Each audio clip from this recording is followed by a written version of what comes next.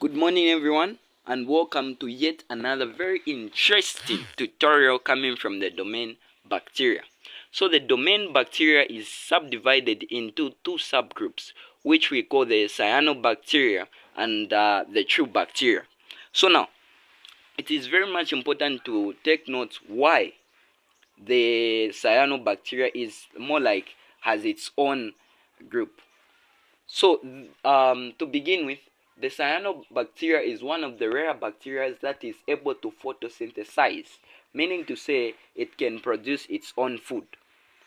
Now, there are other bacteria that are able to photosynthesize or rather make their own food, but they are not in the group of cyanobacteria. Why is that? So, it is very simple. Apart from producing their own food, cyanobacteria are also able to generate or produce oxygen, which is a bonus. So let us now dive into the cyanobacteria. So the cyanobacteria, due to the fact that it is able to produce its own food, it must have some components which help them. So if we look at the plant cell, it has got chlorophyll. So chlorophyll is also found in the cyanobacteria.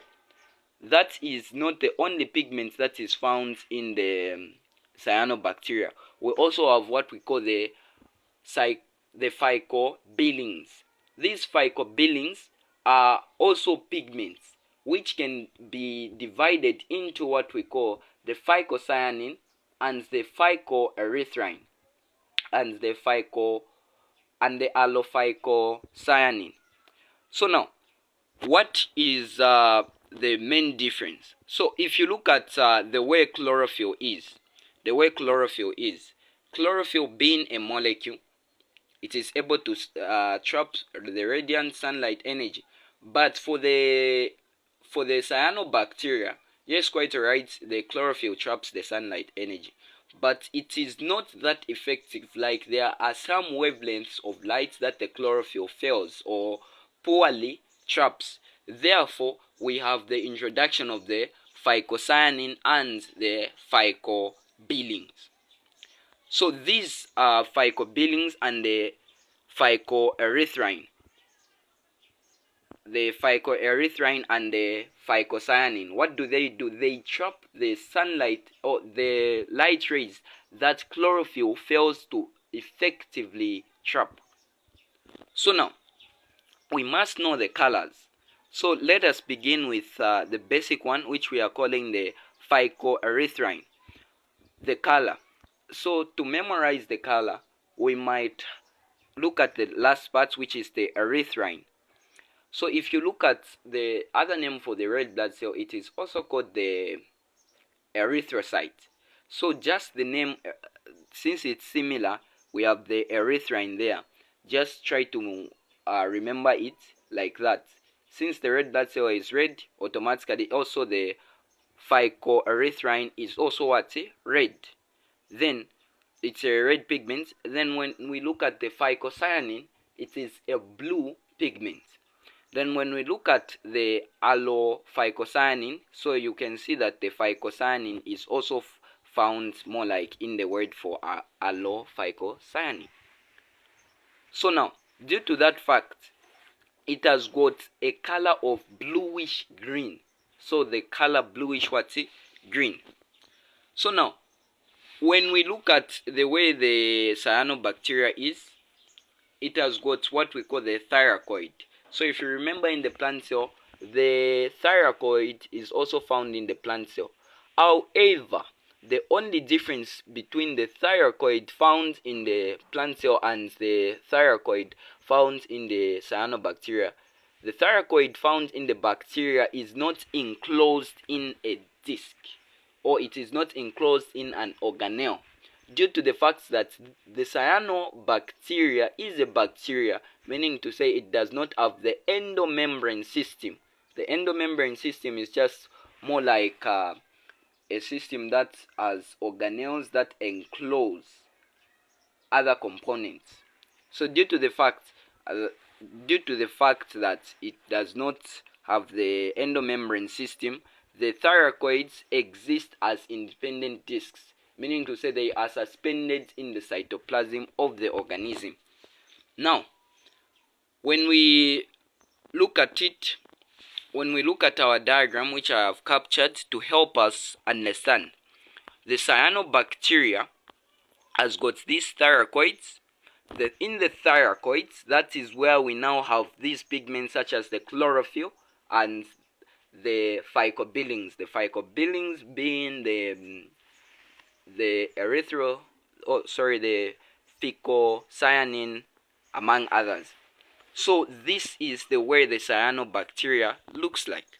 So now, when there is a specialization, so as you have seen, the bacteria on its own, it's too small. So they come together to form a chain. And this chain is held together by what we call mucilaginous sheaths. Mucilaginous sheaths are just made of carbohydrates. So now, the mucilaginous sheaths hold together the cyanobacteria. Now, some portion of the chain, we have what we call the specialized cell, which we are calling the heterocyst. This heterocyst helps in the conversion of nitrogen to other usable forms such as ammonia and other nitrates that can be absorbed by other organisms, as well as they can be used to combine with the made product to produce what we call proteins. So here with me we have the diagram, which is this. So as you can see, we have the heterocyst. This heterocyst is a specialized portion of the chain that helps in the conversion of nitrogen to other usable forms, just as I have said. Now, this heterocyst, or rather let's talk about the whole chain, is held together by a carbohydrate that is called the mucilaginous sheaths. So just as you can see. Now, when we look at the cyanobacteria, we have this point which says that they are buoyant. What do we mean? Buoyant simply means to say they are able to float on water. So as we have seen here with us, we have seen that it's more like it's appearing on top of the water, meaning to say this green thing that you are seeing, it is the cyanobacteria. It is able to float. Now, when we also look at the other thing, they also produce what? Toxins. These toxins are very dangerous, not only to let's say aquatic life, but also animals as well as humans. So the toxins, we have different toxins which we are calling the dermatoxins, the neurotoxins, and the hepatotoxins. So what are these toxins? So when you look at the word hepa, it has to do with the liver. So hepatotoxins affect the liver. We have the neurotoxins. Neuro deals with the brain or the nervous system. This affects the nervous system. The dermatoxins, derma has to do with the skin. These affect the skin. So just as you have seen here with me is the diagram. So this green substance is forming more like toxins. This is the cyanobacteria. Then the other thing that we must have are the examples. The examples of cyanobacteria is the nostoc and the anebena. So you might look up the spellings for the nostoc and the anebena. So you might research more. Thank you very much for watching my tutorial, and I hope you would subscribe, like, share for more. See you in the other tutorial.